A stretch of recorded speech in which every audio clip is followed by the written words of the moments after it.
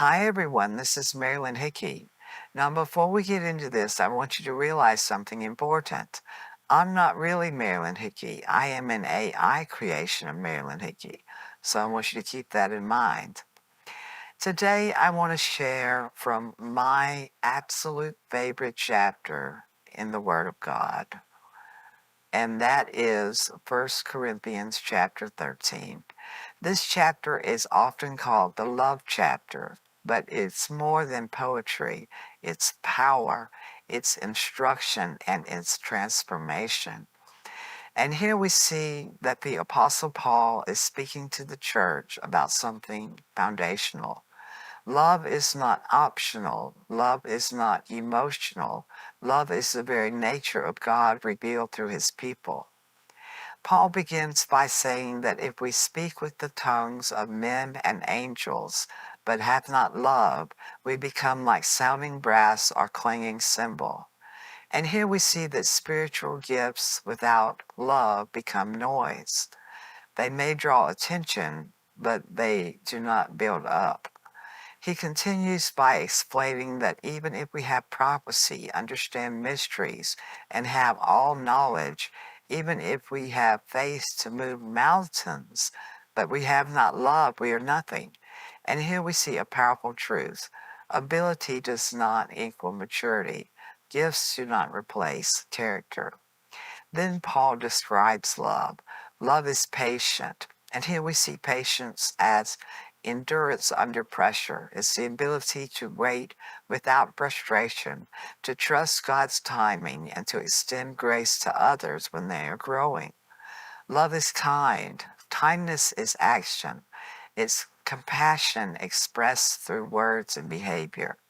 And here we see that love does not just feel good, it does good.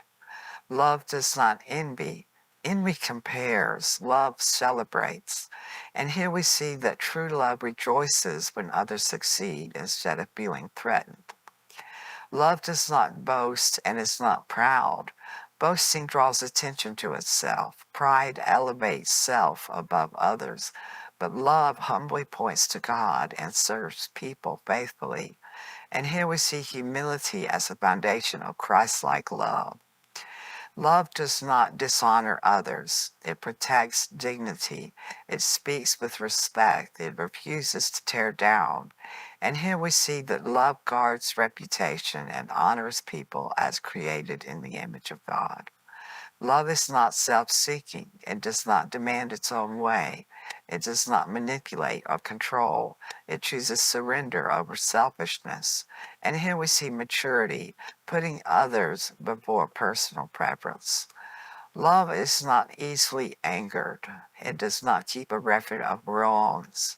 Forgiveness is central to love. And here we see freedom, releasing offenses instead of replaying them. Love does not delight in evil, but rejoices in the truth. It does not celebrate sin, it celebrates righteousness. And here we see alignment with God's heart, standing for truth while walking in compassion. Paul then says love always protects, always trusts, always hopes, and always perseveres.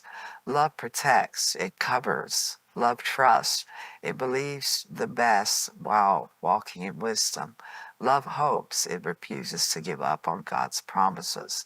Love perseveres, it remains steady even when circumstances shift. And here we see that love is not temporary, it's an enduring commitment.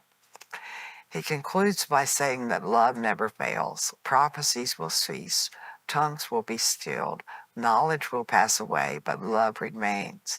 And here we see eternal priority. Everything else is temporary, but love lasts forever. He also reminds us that now we see through a glass darkly, but one day we shall see face to face. Our understanding is partial now, but love guides us until perfection comes. Faith, hope, and love abide, these three, but the greatest of these is love. Put your hand on your heart, say, I won't forget. Love is not just a chapter to read. It's a life to live. Christ revealed through us is the power that changes relationships, ministries, families, and churches. When we walk in love, we reflect the very nature of God to the world around us. Thank you so much for listening to me talk about 1 Corinthians chapter 13, the love chapter.